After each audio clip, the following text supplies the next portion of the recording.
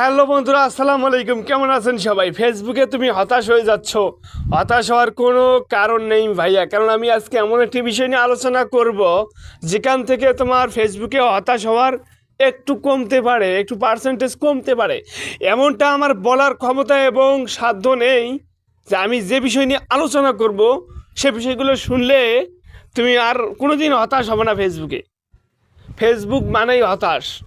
মানে ফেসবুকে যদি আমি প্রাথমিকভাবে একটা কথাই বলতে চাই, যারা ফেসবুকে সফল কন্টেন্ট ক্রিয়েটর হতে চাও তাদের উদ্দেশ্যে আমি একটা মেসেজ দেব যে ভাইয়া, ফেসবুকে কোনো শর্টকাট কোনো রাস্তা নেই ফেসবুকে সফল হওয়ার।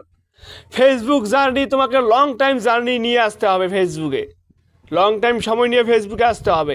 তুমি যদি মনে করো আমি শর্টকাটে ফেসবুকে ভাইরাল হয়ে যাব, তাহলে কিন্তু হবে কি, কোনো দিন হবে না। ফেসবুকে তুমি উদয় একদিন দেখবা যে দীর্ঘ 4 থেকে 5 মাস কাজ করলা, কোনো লাভ হচ্ছে না, হতাশ ফিল করে তুমি ফেসবুক ছেড়ে চলে যাবে। ভাইরাল সিদ্দিক, এই যে গাইবান্ধার সিদ্দিক, আমার ভুল হয়েছে এই কথাটা কিন্তু সে 9 মাস আগে বলছিল, 9 মাস পরে গিয়ে কিন্তু কথাটা ভাইরাল হয়েছে। আপনারা মনে করেন কি ভাইরাল সিদ্দিক তার কোনো ক্রিয়েটিভিটি নাই? সে কেমনে এত ভাইরাল পারসন হয়ে গেল? আরে ভাই, ফেসবুক কখন কিভাবে কাকে ভাইরাল করবে সেটা কেউ জানে না। আর অনেকের মাথার ঝামেলা একটাই, যে কন্টেন্ট মনিটাইজেশন, যে আমি কবে কন্টেন্ট মনিটাইজেশন পাবো, লক্ষ লক্ষ ডলার ইনকাম করব। মানে 400-500 1K 2K ভিউজ হয় রে ভাই। তারা কন্টেন্ট মনিটাইজেশন ছাড়া কিছুই বোঝে না। ওদের দিন রাত শুধু একটাই ভাবনা, কন্টেন্ট মনিটাইজেশন।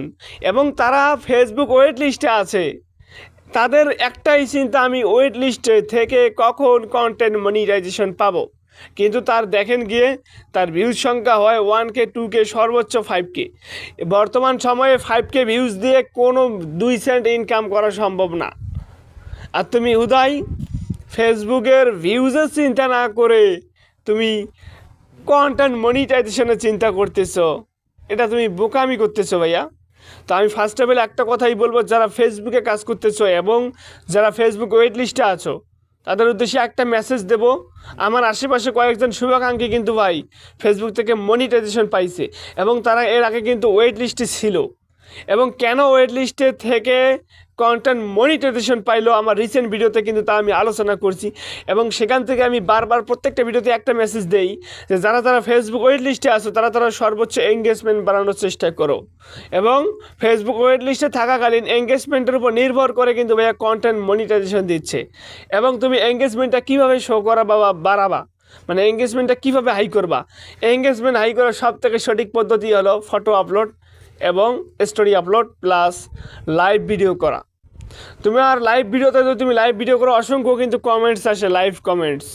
তো সেই কমেন্টসগুলো যখন তুমি রিপ্লাই দাও বা ওই কমেন্টসগুলোকে নিয়ে যখন তুমি লাইভে কথা বলো, তখন কিন্তু আরও বেশি সংখ্যক কমেন্টস পড়ে। এবং যত কমেন্টস বেশি হবে তত কিন্তু এঙ্গেজমেন্টে বেশি হবে। তোমাকে এই জিনিসটুকু, এই সাধারণ জিনিসটুকু মাথায় নিতে হবে ভাইয়া। এবং স্টোরি আপলোড করলে আরও বেশি এঙ্গেজমেন্ট হাই হয়। তোমার এঙ্গেজমেন্ট বাড়াতে গেলে তোমাকে photo plus story plus live, এবং 2-3 মিনিট লাইভ ভিডিও করলে হবে না, minimum 10 minute plus live video করতে হবে। তাইলে তোমার লাইভ ভিডিওটা একটু অন্য ক্যাটাগরির মধ্যে পড়ে যাবে, ফেসবুক সেটা রিচ বাড়িয়ে দেবে। এবং যাদের রিচ ডাউন আছে তারা বেশি বেশি স্টোরি আপলোড করুন। যখন তুমি স্টোরি আপলোড করবে তখন কিন্তু তোমার যে ফলোয়ার বা ফ্রেন্ডস আছে তাদের কিন্তু নোটিফিকেশনে চলে যাবে যে তুমি এই অমুক আইডি থেকে একটা স্টোরি আপলোড হয়েছে। তখন করবে কি, সে ওই নোটিফিকেশনে যদি তুমি অন্যরকম টাইটেল লিখতে পারো, ওই নোটিফিকেশনে ক্লিক করবে এবং তোমার ভিউজটা এসে যাবে এবং সে কোনো রিয়াকশন দেবে তোমার স্টোরিতে। তার ফলে হবে কি, তোমার এঙ্গেজমেন্টটা বেড়ে যাবে। বুঝছো আমার কথা? তো আমি সর্বোচ্চ একটা কথাই বলি যে আমার শুভাকাঙ্ক্ষীরা কিন্তু ভাই এই এঙ্গেজমেন্ট হাই হওয়ার কারণেই কিন্তু তারা কন্টেন্ট মনিটাইজেশন পাইছে। যদিও আমার ভিডিওর শুরুটা ছিল যে আপনারা কেন ফেসবুকে হতাশ হবেন, তারপরেও কিন্তু আমি শেষটা টানলাম কন্টেন্ট মনিটাইজেশন নিয়ে এবং ওয়েট লিস্টে নিয়ে। বুঝছো, মানে আমি বোকাচোদা হয়ে গেলাম। মানে গতকাল একজন আমাকে কমেন্ট করছে, ভাইয়া আমি 3 মাস ধরে ফেসবুক ওয়েট লিস্টে আছি, ভাইয়া আমি কখন কন্টেন্ট মনিটাইজেশন পাবো। মানে আমি হাসতে হাসতে কি কই, মানে ওর 100 থেকে 200 ভিউজ হয়, ও কন্টেন্ট মনিটাইজেশনের জন্য পাগল হয়ে গেছে। মানে কন্টেন্ট মনিটাইজেশন এমন একটা জিনিস হয়ে গেছে বর্তমান সোনার হরিণের মতো। ওকে, আল্লাহ হাফেজ, ভালো থাকবেন, সুস্থ থাকবেন, সবার জন্য রইল আন্তরিকভাবে ভালোবাসা।